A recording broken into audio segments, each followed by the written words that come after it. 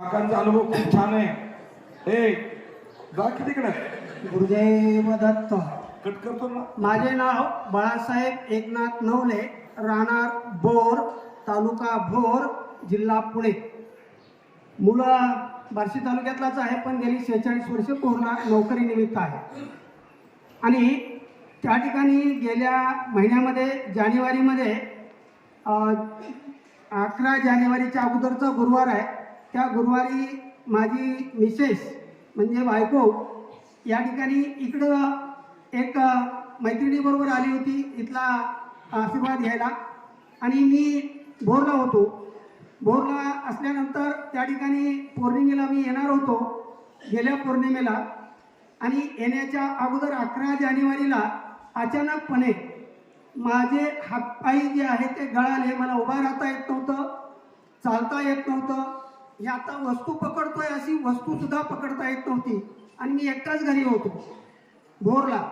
आणि मग या ठिकाणी माझ्या मिसेसला मी फोन केला की तू ताबडतोब भोरला निघून ये, मला असा असा त्रास होतोय. आणि मग त्या ठिकाणी महाराजाने मिसेसला फोन केला एवढ्यासाठी की आपण गाणगापूरला जाऊया, तुमचे आई वडील आणि तुम्ही गाणगापूरला आपण जाऊया. आणि मग आमची मिसेस महाराजांना म्हटली की माझे मिस्टर आजारी आहेत आणि त्या ठिकाणी तिकडं मला जावं लागेल. महाराजांना अगोदर माहिती नव्हतं. महाराज म्हणले तुम्ही अजून इथंच आहात का, भोरला गेला नाही का? आणि मग माझ्या मिसेसला या ठिकाणी लक्षात आलं की काहीतरी झालेलं आहे. आणि मग नंतर माझा फोन आला, ती मिसेसला मी फोन केला की मी आजारी आहे, तू ताबडतोब ये. आणि मग महाराज स्वतः त्या ठिकाणी माझी मिसेस बार्शीवरून त्या ठिकाणी भोरला निघाली, तिची बहीण निघाली. आणि अशी ते तोपर्यंत महाराजांनी माझ्या मिसेसला गाडीमध्ये सांगितलं की तुमच्या मिस्टरांना ॲडमिट करायला सांगा. कदाचित त्यांना जाणीव झालेली असावी की हा भयंकर रोग आहे. त्या रोगाचं नाव आहे GBS, की जो आता पुण्यामध्ये जोरदार चालू आहे. आणि तो त्या ठिकाणी मला GBS झालेला होता. महाराजांनी मिसेसला सांगितलं की सरांना, म्हणजे मी रिटायर्ड मुख्याध्यापक आहे, की काकांना पहिलं ॲडमिट करायला सांगा. मग या ठिकाणी माझ्या मिसेसनं शेजारी फोन केला की पहिलं यांना घेऊन जा, दवाखान्यात ॲडमिट करा. मी 3:30 वाजता 11 तारखेला 11 जानेवारीला लोकल भोरमध्ये ॲडमिट झालो. आणि महाराज, माझी मिसेस आणि त्याच्यासोबत असणारी 1-2 मंडळी त्या ठिकाणी डायरेक्ट दवाखान्यात भोरला आले. आणि त्या ठिकाणी भोरला आल्यानंतर माझ्या हाताला सलाईन होतं, मी झोपलेलो होतो. महाराज आल्यानंतर मी धडपडीनं उठायला लागलो आणि महाराज फक्त हातानं असं करत होते. मी उठल्यानंतर मला क्षणभर माझे पांडुरंग आहेत कठेवरती हात ठेवून उभा असलेले पांडुरंगाला महाराजांमध्ये दिसले. आणि त्याच क्षणाला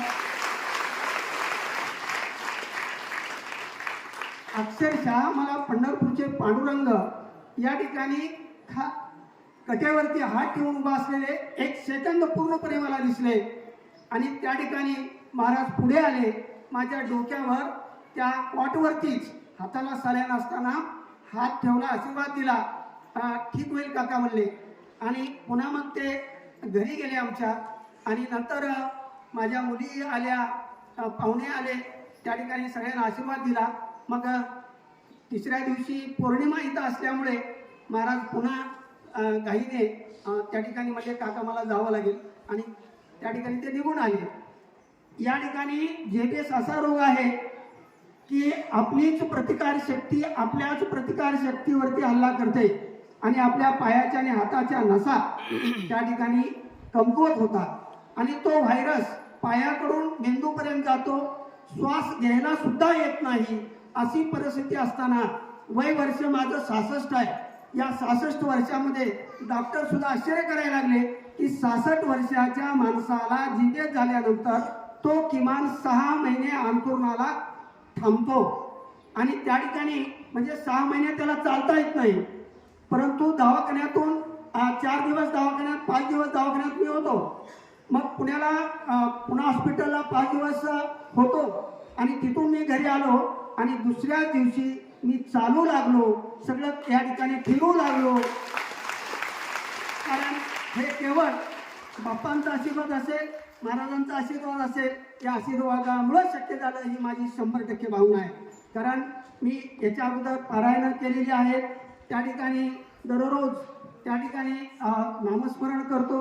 माझं घरच सात्विक विचाराचं आणि त्या ठिकाणी धार्मिक आहे आणि त्या जास्त आशीर्वाद पुन्हा महाराजांचा आहे. याच्यामुळे आज मी पुण्याहून भोरहून म्हणजे 250 किलोमीटर आहे, इथून ते भोर 250 किलोमीटर आहे, स्वतः ड्रायव्हिंग करून मी आलेलो आहे.